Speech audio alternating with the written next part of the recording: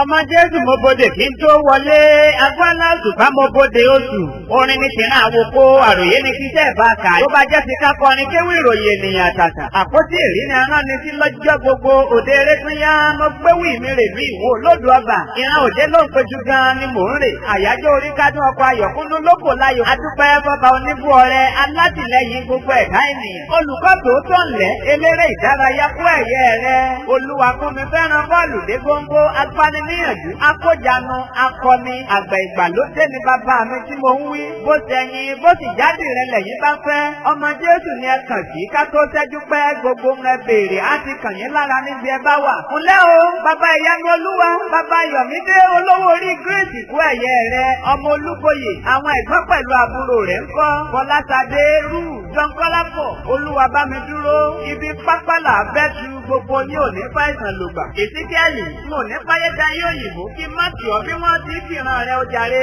Kúnlẹ́ o ìwọ olódù ọba ọmọ atẹ́nigbọ́lá ọmọ atẹ́nigbọ́rẹ́ nílé òtí dẹrẹ́ ọmọ ọba tó lùgbẹ̀rin àfikúrò jẹ ọmọ ọba tó lùgbẹ̀rin ìwọ tí ò nílẹ̀kùn bẹ́ẹ̀ ni wọn ò ní kọ́kọ́rọ́ ẹrú wẹ́wọ́ ni wọ́n fi délé nílé bàbá tó bí wọn lọ́mọ ìwọ lọ́mọ lólà tí ń sá kẹ́kẹ́ òun lọ́mọ lólà tí bàbàjà ọmọ rẹ̀ rú kẹ́mọ ẹ̀yin lọ́mọ rẹ̀ rú tó béèrè nílé bàbá yín bá mi jọ ń kọ́ lápò máa gbọ́ mi yé o gbọ́ bí mo ṣe ń kàbúrò rẹ̀ ń dán ẹ̀là òjé ọmọ arọ́tíwẹ̀ bí òjò ọmọ afẹ̀gbẹ́kẹ̀jágun ẹ̀kọ́rọ́ ọmọ alára mèsì ọmọ àpèjọyè ọmọ adé orí ibi tẹ́ wá dé lólómi tútù ẹsẹ̀ òkè tani ó ti nú òrùn dé tí òró mi tútù tí ò ní fún mu ojàre ọmọ arọ́tíwẹ̀ bí òjò òró ni wọ́n fo modófódó òró ni wọ́n fo modòfódò òró ni wọ́n fọdò ló ń pẹ̀tù ní pópó iye mẹ́tú ìdúró ni bàbá yín mú kọ́ oyin ìbẹ̀rẹ̀ lẹ́ mú kọ́ àdó òró ni wọ́n gbọ́ bàbá yín lódòye ìdúró ni bàbá yín mú kọ́ oyin ìyá ò dá bàbá yín lágbálẹ̀ mú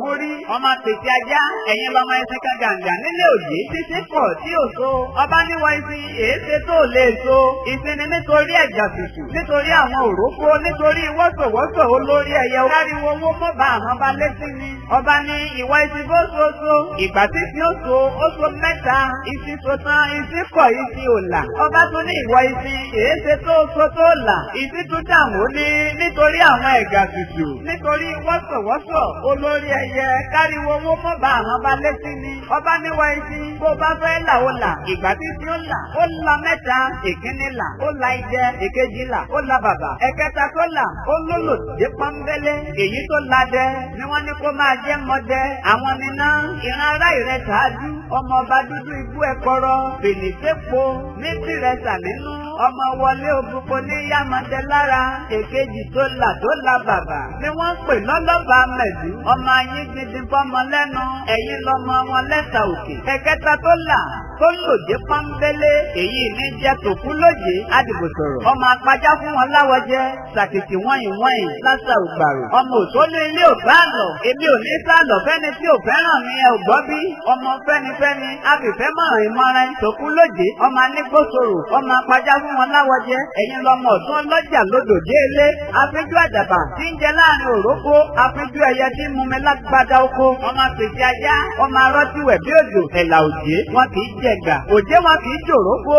ẹ bá múrò rẹ bọ̀ wálé làmèsì ọmọ apájá fún wọn láwọjẹ ẹ̀là mọ́kò ẹ ò gbọ́dọ̀ jẹ́ yẹ ẹ̀gà lọ́jọ́ olóòjé bá gboróyè wọn ayé ọ̀sẹ̀sẹ̀ ọjọ́ bàbá yín bá gbọdọ̀ wọn ló ṣeun pèsè ajá kùnlẹ́ okú ẹ̀yẹ rẹ ọlọ́jà ìbí òní aya rẹ Grace ní wí fún ọ pé as you are celebrating your this year birthday more fulfilling years to you your heart desires have been met more of your expectation no sorrow to your new age your business have been booming the work of your hand is blessed beyond measure. àwọn ẹ̀gbọ́n pẹ̀lú àbúrò tárátọ̀ rẹ̀ wọ́n ní kí ọ rèókò àpótí ẹ̀rí ní wí fún ọ pé igúnnugún kì í kúléwé òní kánjú kúrò lékò èrùpẹ̀ òjòjò ní ìṣòwò kó má lè nájà ó jàre igba ọdún láyé ọ̀kan ṣoṣo ni kó o fi ṣe bàbá wa. so